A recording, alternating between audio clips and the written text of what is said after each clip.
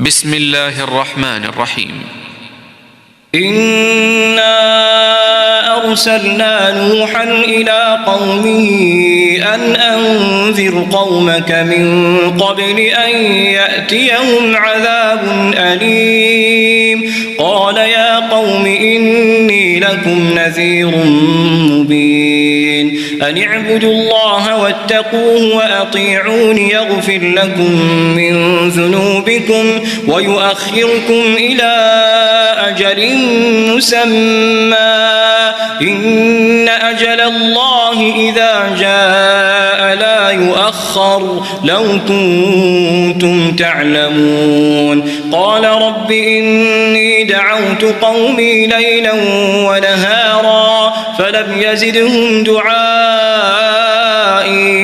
إلا فرارا وإني كلما دعوتهم لتغفر لهم جعلوا أصابعهم في آذانهم واستغشوا ثيابهم وأصروا واستكبروا استكبارا ثم إني دعوتهم جهارا ثم إني أعلنت لهم وأسررت لهم إسرارا فقلت استغفروا ربكم إنه كان غفارا يرسل السماء عليكم مدرارا ويمددكم بأموال وبنين ويجعل لكم جنات ويجعل لكم أنهارا ما لكم لا ترجون لله وقارا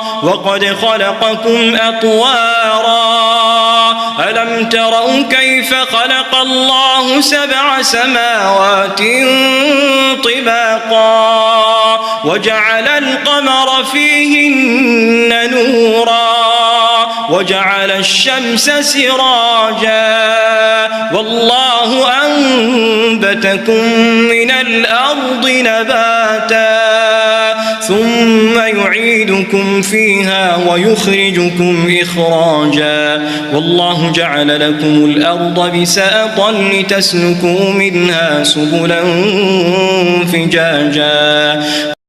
قال نوح رب إنهم عصوني واتبعوا من لم يزده ماله وولده إلا خسارا ومكروا مكرا كبارا وقالوا لا تذرن آلهتكم ولا تذرن ودا ولا سواعا ولا يغوث ويعوق ونسرا وقد أضلوا كثيرا ولا تزد الظالمين إلا ضلالا مما خطيئاتهم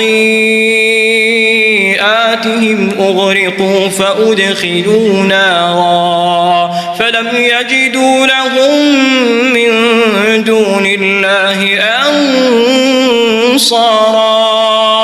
وقال نوح رب لا تذر على الأرض من الكافرين ديارا إنك إن تذرهم يضلوا عبادك ولا يلدوا إلا فاجرا كفارا. رب اغفر لي ولوالدي ولمن دخل بيتي مؤمنا وللمؤمنين والمؤمنات ولا تزد الظالمين إلا تبارا.